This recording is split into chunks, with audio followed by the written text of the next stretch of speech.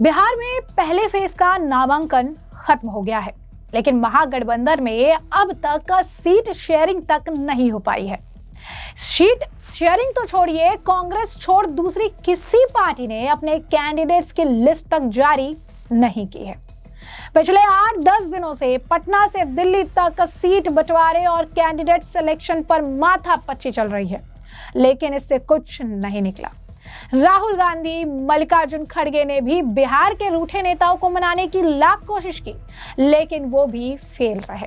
नतीजा, बिना लिस्ट जारी किए पार्टियों ने सिंबल तक बांटे और नामांकन दाखिल कर दिया। फर्स्ट फेज के नॉमिनेशन के आखिरी दिन तक आरजेडी, कांग्रेस और वीआईपी सिंबल बांटते रहे। हालात ऐसे बन गए कि 6 सीटों पर महागठबंधन की पार्टियां आमने सामने हैं। इनमें 5 पर कांग्रेस और आरजेडी दोनों के कैंडिडेट उतार दिए हैं। वहीं एक पर सीपीआईएमएल और कांग्रेस ने उम्मीदवार को मैदान में उतार दिया है। बता दें कि अभी हाल ही फिलहाल में जिस तरीके की स्थिति देखने के लिए मिल रही है, ऐसे में ये कहना गलत नहीं है कि इस नामांकन की तारीख के साथ ही महागठबंधन भी अब समाप्त होने की कगार पर है।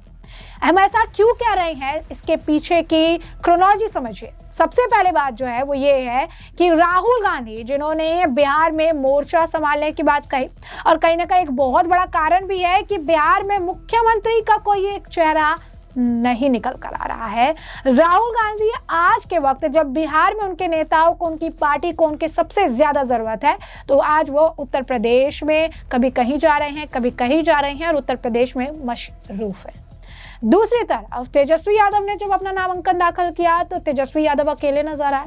तेजस्वी यादव की नाराजगी उस दिन से नजर आ रही है जब वो गए तो थे दिल्ली में सीट बंटवारे पर बैठक करने, लेकिन बिना किसी से वहां मुलाकात किए, न राहुल न खड़गे से मुलाकात किए बिना ही वो दिल्ली वापस लौट आए। हाल फिलहाल की घटनाक्रम की बात करें तो पटना एयरपोर्ट पर भी उस वक्त अफरा तफरी मच गई थी जब दिल्ली से लौटे कांग्रेस प्रदेश अध्यक्ष राजेश राम, प्रभारी कृष्णा अल्लावरू और विधायक दल के नेता शकील अहमद खान का स्वागत करने पहुंचे कांग्रेस और पप्पू यादव के समर्थक आपस में भिड़ गए। देखते ही देखते एयरपोर्ट का माहौल रण क्षेत्र में तब्दील हो गया। दोनों पक्षों के बीच जमकर धक्का मुक्की मारपीट हुई। इस दौरान राजेश राम, शकील अहमद खान और प्रभारी कृष्णा लवूरू किसी तरह अपनी जान बचाकर वहां से भाग निकले। अब हाल फिलहाल की अगर बात करें तो आज तेजस्वी यादव के खिलाफ बयानबाजी कर रहे पप्पू यादव को आरजेडी उम्मीदवारों के समर्थकों ने खदेड़ दिया।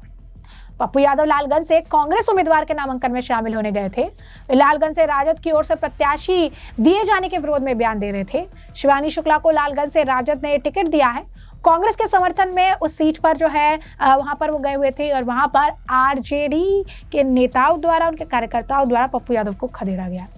अब महागठबंधन में सीट को लेकर जो दरार है, जो मतभेद है, वो खुले तौर पर सामने आ रहे हैं। यूं कहिए कि महागठबंधन सिर्फ नाम का महागठबंधन है, क्योंकि इनके नेता तो अलग थलग पड़े हुए हैं। कभी इनके बीच मारपीट होती है, कभी माथापच्ची देखने के लिए मिलती है।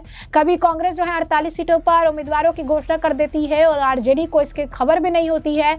कई सीटों पर इनके प्रत्याशी खुद आपस में जो है आमने सामने नजर आते हैं। एक ऐसी सीटें हैं, तकरीबन 5 ऐसी सीटें जहां पर कांग्रेस और आरजेडी के उम्मीदवार जो है आमने सामने हैं। अब महागठबंधन में सीट बंटवारे को लेकर जो स्थिति उत्पन्न हो गई है, इस पर भाजपा भी जो है चुटकी लेती नजर आ रही है। भाजपा के सांसद मनोज तिवारी कहते हैं कि जहां आपस में दिल भी नहीं मिले, बस किसी तरह सत्ता में बने रहने की लालसा है, ठीक वैसा ही होता है जैसा महागठबंधन में हो रहा। एनडीए ने सीटों का बंटवारा बहुत पहले तय कर लिया था और इसके बाद आज हमारे नामांकन का आखिरी दिन है। बड़े बड़े दावे करने वाले मैदान से भाग गए। हम प्रशांत किशोर को भी देख रहे हैं। बिहार की भावना एनडीए के साथ है। सुनिए जरा क्या कुछ कह रहा है बीजेपी के सांसद मनोज तिवारी का। क्या माहौल लग रहा है? देखिए, आज आखिरी दिन था नॉमिनेशन का और जहां जहां हम गए हैं, मुजफ्फरपुर में 4 लोगों का नॉमिनेशन कराया, अभी आज बड़हरा से आ रहे हैं, बड़हरा, तरारी, हाँ, और दिनारा। तो जो लोगों का उत्साह है वो बहुत सकारात्मक है और ऊपर से चुनाव के समय जो महागठबंधन में गठबंधन हुआ है, उसने चुनाव को एक प्रकार से एनडीए को विजय की तरफ पूरा माहौल दिख अभी गया तक है। सीट शेयरिंग नहीं हुआ है, सिंबल बांटे जा रहे हैं, गठबंधन में कौन कहाँ से लड़ेगा ये पता नहीं है। एक सीट पे सब लड़ेंगे, हर जगह से लड़ेंगे हर जगह से सब कोई लड़ेगा। एकदम। देखो अभी मैं तक आपको आज नॉमिनेशन जो फर्स्ट फेज का नॉमिनेशन है आखिरी दिन है, अभी तक एक साझा प्रेस कॉन्फ्रेंस नहीं हुआ है। कहीं ना कहीं लगता है आपको इससे एनडीए को माइलेज मिला है, एक देखिए, perception जो होता है। वो उनका ना होना गठबंधन इस बात का कंफ्यूजन है, क्योंकि कई जगह तो इनके पास कैंडिडेट नहीं है। देखो सीट डिसाइड कब होता है, जब आपके पास सॉलिड कैंडिडेट हो। तो ये इतना भारी है एनडीए का पलड़ा कि उतने मजबूत इनके पास कैंडिडेट भी नहीं मिल रहे हैं, और जो मिले उनमें चुन नहीं पाए कि हम लड़ाएं कि आप लड़ाएं कि वो लड़ाएं।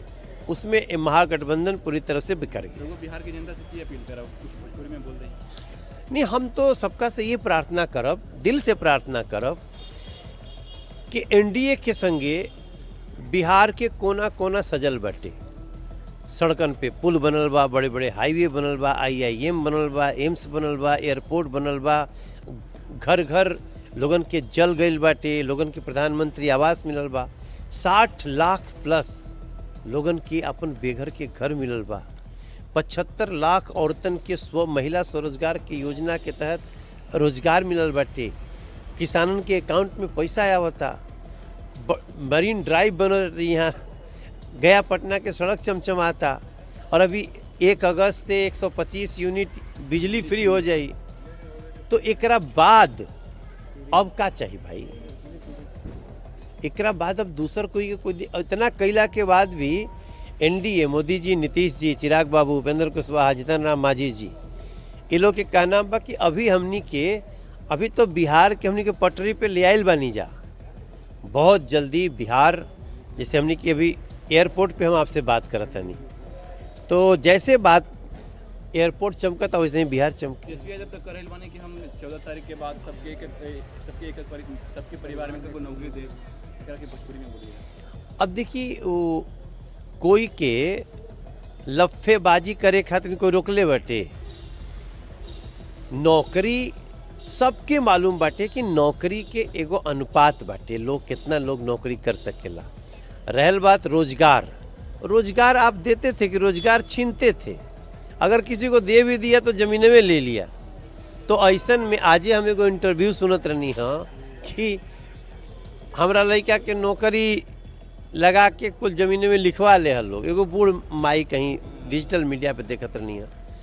तो अब कुल मिला के ना बिहार के सुंदर इंफ्रास्ट्रक्चर के अब समझ में आ गई बड़ी केकरा संगे हो सकेला, वो होई इंडिया के संगे, और एनडीए निश्चित रूप से जीते जा रहा है। Thank you. तो जैसा कि आपने मनोज तिवारी का बयान सुना, वहीं इस मामले को लेकर संजय झा भी बयान देते नजर आए। उन्होंने भी इस बात पर जोर दिया कि कैसे पहले संबल बांटे गए, उसके बाद उन्हें वापस लिया गया और किस तरीके से मारपीट देखने के लिए मिला, क्योंकि महागठबंधन में स्थिति महागठबंधन जैसी है ही नहीं, नाम का गठबंधन और काम के मामले में बिल्कुल फुस। सुने क्या कुछ कहना है संजय झा का भी। कल से मुख्यमंत्री जी का कैंपेन शुरू हो गया, आज अन्य नेताओं का, गृह मंत्री जी का भी प्रचार आज से शुरू है। और जहाँ तक विपक्ष की बात है, आप सब देख रहे हैं, अंतिम दिन भी आज कौन कितना लड़ेगा, कहाँ लड़ेगा, आज तय नहीं है, क्योंकि उनका एजेंडा बिहार का कल्याण करना है ही नहीं। लोग देख रहे हैं कि रात में कोई सिंबल लेके जाता है, फिर दूसरा से सिंबल छीन लेता है, कोई ज़्यादा कुछ दे दिया तो तीसरा को बुलाकर दे दिया जाता है। किसी को आज अखबार में ही देखें, किसी का सिंबल लेके गए और फिर चाय के बहाने बुलाए, फिर सिंबल छीन लिए। तो वहाँ तो ये खेल चल रहा है। तो बिहार की जनता सब देख रही है, और मुझे लगता है कि कल के कैंपेन के बाद जो माहौल बन रहा है, ये लैंडस्लाइड है एनडीए के पक्ष में, और एक बड़े मार्जिन से चुनाव हम लोग जीतेंगे। तो जैसे कि आपने तमाम नेताओं के बयान सुने हैं, और जैसा कि हमने आपको बताया कि नामांकन जो है आज था, और नामांकन ये पहले आप कह सकते हैं फेस का नामांकन था जो आज खत्म हो गया, और महागठबंधन में अब तक सीट बंटवारे को लेकर कुछ भी कंफर्म नजर नहीं आ रहा है। अब बिहार की इस राजनीति में महागठबंधन कहां स्टैंड कर रही है, इसे लेकर खुद महागठबंधन के अंदर भी कंफ्यूजन है और आम जनता भी कंफ्यूज्ड है।